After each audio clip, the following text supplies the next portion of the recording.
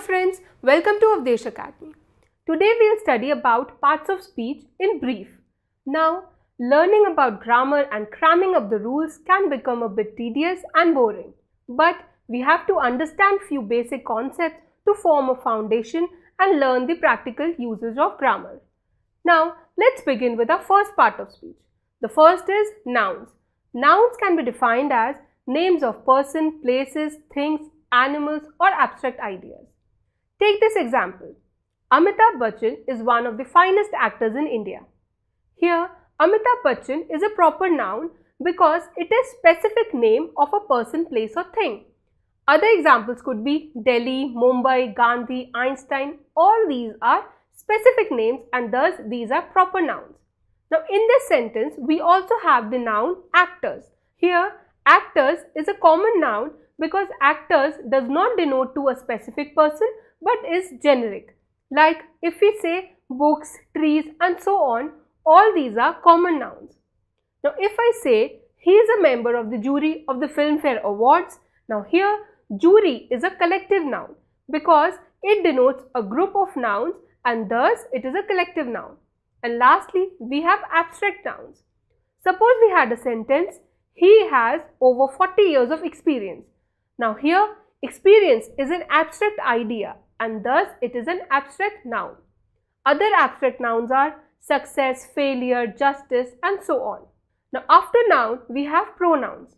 Pronouns are words which are used instead of nouns and other pronouns like he, she, it, I, me, etc. Now pronouns are of various types. The first is subjective personal pronouns. Here the pronouns act as the subject like he goes to school every day. Here he is the subjective personal pronoun. Next is objective personal pronouns. Here the pronouns act as objects like give this book to me. Here me is the objective personal pronoun. Next we have possessive personal pronouns. As the name suggests, these pronouns are used to mark possessions or ownership like this house is theirs. Now here theirs is a possessive personal pronoun. Other such pronouns are yours, mine, his, her, etc. Next type of pronouns are demonstrative pronouns. Now these are used to point out or identify people or things. Likewise, if I say these pens are mine, so these are demonstrative pronouns. Next is interrogative pronouns. These are used to ask questions like who, where, what. These are interrogative pronouns. Examples can be who ate my pie? Here who is a interrogative pronoun. Likewise, we have reflexive pronouns. Now reflexive pronouns are used to point at the subject or the speaker himself or herself. Like if I say I asked myself what I wanted in life. So here myself denotes back to the subject, that is I, and therefore we use myself and this is reflexive pronoun. Other pronouns can be no one, anyone, someone, few, many. These are also pronouns. Next and the most important part of a sentence is the verb. Now a verb in itself can be a complete sentence. Like if I say stop, then stop in itself is a complete sentence. Verbs are used to denote actions or state of beings of individual or the subject. There are 6 forms of verbs. The first is base form, next is past, then we have past participle, present, present participle and infinitive. Now based on these forms of verbs, we can categorize verbs into 2 categories, that is regular and irregular verbs. Regular verbs are the verbs which have past and past participle with ed added on the base verb form. Like if I have the verb work. Now for work, the past is worked and also the past participle is worked.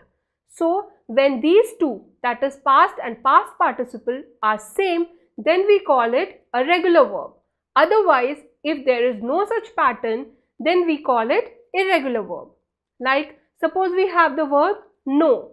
Now for know, past is knew and past participle is known. Since these two are different, thus know is an irregular verb. Next in verb is helping verbs or auxiliary verbs. These verbs are used, as the name suggests, to help the main verb. That is, suppose we have, do you want some tea? Now here, want is the main verb and do is the helping verb. The three basic helping verbs are be, do and have. We can have different forms of verbs for different tenses. Apart from these helping verbs, we have 10 modal verbs. These are can, may, might, will, ought to, etc. Now coming to tenses, we have broadly three categories of tenses to denote different time. The first is present, next we have past and lastly future. In each of these categories, we have four further categories, that is simple, continuous, perfect and perfect continuous. As shown in the table, the first is simple present. Now simple present is used to denote some habit or some scientific or natural facts. Next we have present continuous. Present continuous is used to denote actions which are continuing in the present. Next we have present perfect. This is used when some action has started in the past but the time is not so important for us. Like if I say she has taught maths. Now here the fact that she has taught maths is more important than when has she taught maths. That's why we use present perfect here. Next we have present perfect continuous. This is used when some action has started in the past but still continues in the present. Like she has been teaching maths for 5 years. Next is simple past. Now simple past is used when you are talking about some habits or some facts about past. Next is past continuous. This is similar to present continuous. That is, here we are talking about actions which were in continuation in the past. Now next is past perfect. Now this is about some action which has started in the past and also finished in the past. Now next is past perfect continuous. This is used to denote longer actions in the past which happened before some other action in the past. Like she had been teaching maths before she took science. Next we have simple future. Now this is used to depict some actions in the future or to predict some action. Now next we have future continuous. Like other continuous tenses, future continuous is used to denote actions which will be in continuous in the future. Next is future perfect. Future perfect is used to denote some action which will be in the past at some point in future. And lastly we have future perfect continuous, and this is used to denote longer actions before some point in future. Like she will have been teaching maths here for 3 years next month. Verbs are in themselves a huge vast topic. We shall cover this in greater detail in coming lessons. Now moving on to the next part of speech, we have adjectives. Adjectives are used to modify nouns and pronouns. For example, good, bad, beautiful, ugly, all these are adjectives. We have different degrees of adjectives. The first is positive degree. Now the positive degree is used to denote a quality of one person or a thing. For example, Tanvi is smart. Now here we are talking about Tanvi, who is a girl, and there is only one person here. If we have to compare two things or two persons, we use the comparative degree. Like Tanvi is smarter than Mehak. Here we are comparing two people, Tanvi and Mehak. Lastly, we have superlative degree, and this is used to compare two or more than two things or people. Like if I say Tanvi is the smartest in the class. So here smartest is the superlative degree. Now moving on to adverbs. Adverbs are used to describe manner, place, time, cause, degree, etc. and they modify verbs, phrases, clauses, adjectives and other adverbs. For example, the deer ran quickly as it saw the tiger approaching. So here quickly describes the manner and thus quickly is an adverb. Let's take another example. Did you do well in the test? Here well is an adverb used to describe the verb do. Suppose if I say we are closed today. Now here today describes the time and thus today is the adverb of time. Next is prepositions. Now prepositions are used to link nouns, pronouns and different phrases of the sentences with the complete sentence. In, at, on, under, above, through. All these are prepositions and these are used to denote place, direction, space and time. Like if I say, in this book you may find various life lessons. In the sentence is a preposition.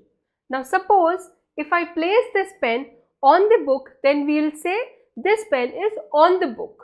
Next we have conjunctions. Conjunctions are used to link words, clauses or phrases.